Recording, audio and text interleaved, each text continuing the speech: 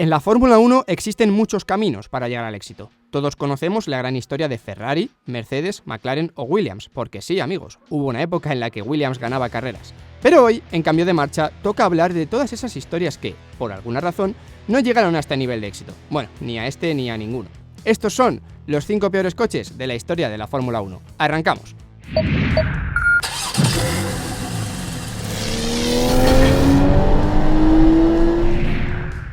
Life de 1990.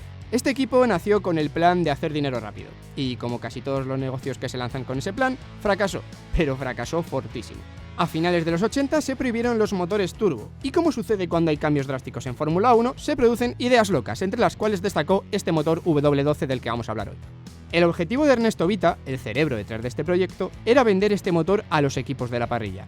Un motor demasiado alto, muy pesado y ridículamente lento comparado con el resto, así que inexplicablemente nadie lo quiso. Pero Ernesto no pilló la indirecta y decidió que si nadie quería sus motores, haría su propio equipo, y lo llamaría Life, que es su apellido en inglés y una forma de evitar que ese futuro fracaso con ruedas llevara directamente su nombre. Pero situémonos en el tiempo. Año 1990. El equipo Life no tenía dinero para desarrollar su propio chasis, ni para comprar uno decente. Así que decidieron comprar el chasis fallido de la escudería First Racing, que la FIA había descartado el año anterior por no cumplir unas mínimas garantías. Y compraron uno, solo y exclusivamente uno. Y así se presentaron en la primera prueba de la temporada, con un chasis, un motor, 4 piezas de repuesto y un bocata. Alguien tenía que conducir esa máquina del infierno, así que llamaron a Gary Brabham, hijo de Sir Jack, que no debía de ser consciente de dónde se estaba metiendo. Tras 2 grandes premios, Gary Brabham huyó de ese baúl con ruedas y Vita contrató a Bruno Giacomelli, un señor que llevaba sin competir desde el año 1983. El propio Giacomelli decía tener miedo, porque iba tan lento que podía provocar un accidente. El señor Vita, dándose cuenta de que igual ese motor era el responsable, lo cambió por un Jude V8, pero en la primera carrera directamente no consiguieron que entrara el motor en el coche y en la segunda, Gran Premio de España, volvieron a no clasificarse. Ahí, el bueno de Ernesto decidió que, aunque era un hombre optimista, tenía un límite, la realidad, y no participaron nunca más en un gran premio. Life participó en 14 grandes premios, pero no pudo preclasificar en ninguno. Toda una sorpresa, con un motor 200 caballos más lentos que el resto, un coche pesadísimo, con pocas funciones y sin radio.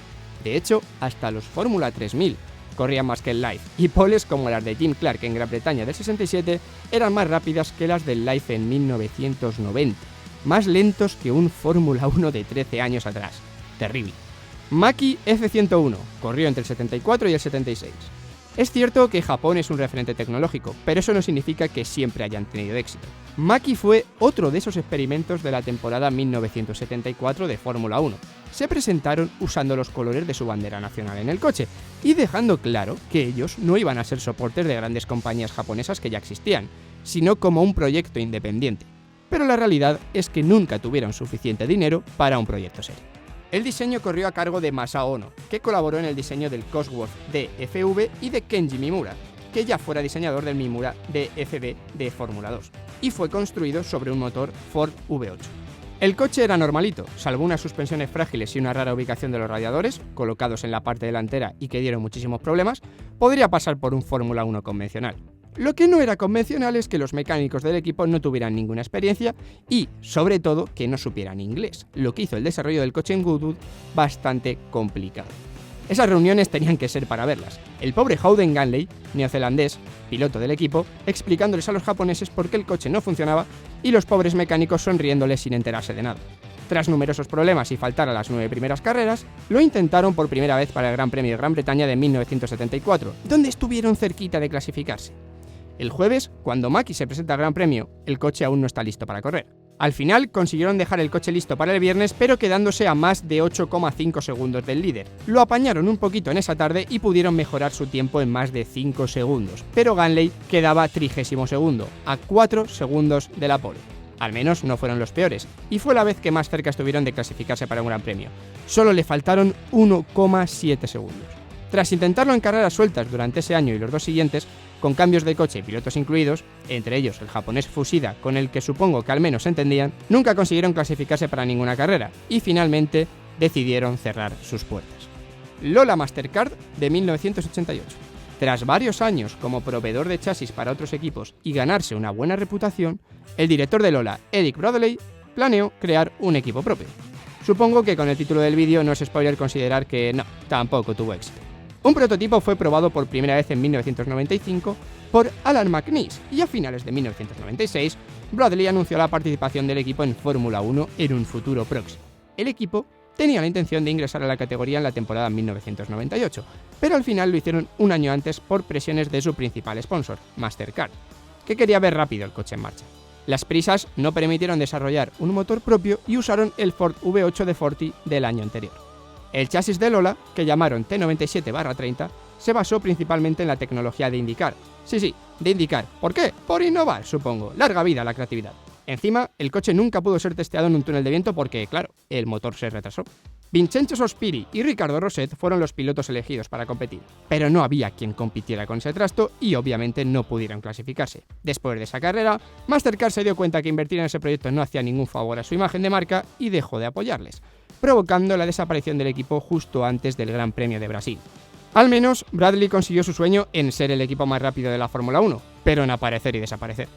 Andrea Moda de 1992. A finales del 91, Enzo Coloni anunciaba que su equipo había sido comprado por 8 millones de liras.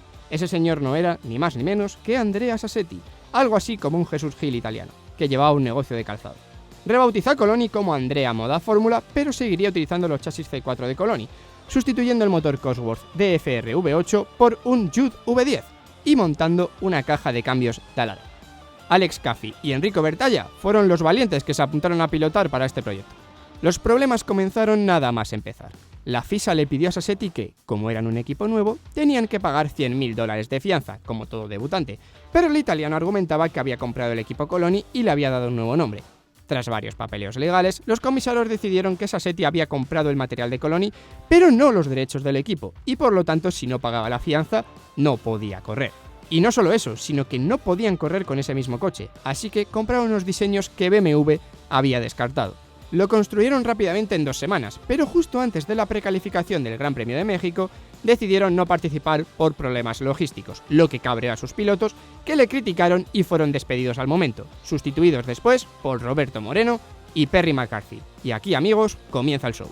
En el Gran Premio de Brasil, la superlicencia de McCarthy fue revocada y Moreno quedaba como única participación del S921, quedando a solo 15 segunditos del penúltimo. Para mejorar el culebrón en el que se estaba convirtiendo el equipo, Bertaglia llegó por la puerta y dijo: «Hola, buenas, traigo $1 millón, ¿me dais un volante?», y a Sassetti le faltó tiempo para ponerle en lugar de McCarthy, pero la FIA bloqueó cualquier cambio en el conductor después de las faenas que ya había hecho el equipo. Así que Sassetti, como persona madura y racional que estaba lejísimos de ser, decidió boicotear la carrera deportiva del pobre McCarthy. Durante las próximas carreras a Moreno las cosas le irían mal, pero a McCarthy peor. Tras no clasificarse para ninguna carrera, la suerte les llegó en Mónaco, tras la rotura de un Venturi, y pudieron participar en el Gran Premio, incluso clasificando por delante de algunos equipos. Luego, en carrera, por supuesto, solo duraron 11 vueltas. En los próximos grandes premios les pasaría de todo. Motores que no les llegaban a tiempo y los tenían que pedir prestados, huelgas que les impedían llegar a tiempo a los circuitos, poner ruedas de mojado a sus pilotos en circuitos secos, un absoluto desastre. La suerte se les puso de su lado en el Gran Premio de Bélgica, donde Brabham se retiró y podían participar en la clasificación sin necesidad de pre-quali, pero quedaron a 14 y 24 segundos de la pole. Más adelante detendrían a Sassetti por fraude, vaya, no se podía saber, y el equipo fue excluido de la competición, aunque intentaron colarse en el Gran Premio de Italia siendo echados por las autoridades, poniendo fin a una de las historias más locas de la Fórmula 1. Eurobrunn de 1989. Comparado con algunos de los equipos de los que hemos estado hablando, podríamos decir que Eurobrunn fue un auténtico exitazo, pero no, ser lo mejor de lo peor no te exime de ser malo. Y no pasa nada, pero hay que decirlo. Eurobrunn fue un equipo de Fórmula 1 de propiedad italo-suiza, nacido de la alianza entre lo que quedaba de Alfa Romeo y Euro Racing, más tarde conocido como Brunn Motorsport, de un magnate suizo que se llamaba Walter Brunn, un nombre muy de magnate. Participaron en 46 grandes premios sin sumar ningún punto, lo cual les coloca en esta lista. Inicialmente debutaron con 2 chasis ER188 con motores Cosworth, con Oscar Larrauri y Stefano Modena al volante, en la temporada 1988. A pesar del sólido arranque, que tampoco era precisamente espectacular, en mitad de temporada se descubren los problemas internos que tenía el equipo, como por ejemplo el creciente desinterés de Euroracing, que provocaba lo peor que le puede pasar a un equipo de Fórmula 1, que el presupuesto empieza a escasear. Modena no clasificó en 4 carreras, mientras que Larrauri no clasificó 8 veces. Mientras otros compañeros de equipo competían por ver quién ganaba o sacaba más puntos, ellos lo hacían por simplemente clasificar. Pero no todo fue malo, incluso consiguieron un 10º lugar de Módena, en Hungría. Ese circuito siempre ha dado milagros. Pero venía por delante la temporada 1989 y empezó el desastre. Euroracing reduce su aporte en el equipo y va reduciendo presupuesto, empezando por recorte de personal y para culminar, recorte de coches, compitiendo con uno solo, pilotado por Gregor Wojtek y un nuevo motor Judd. El equipo no pudo pasar las preclasificaciones a partir de la segunda carrera de la temporada, a pesar de que se introdujo el nuevo ER189 en Alemania.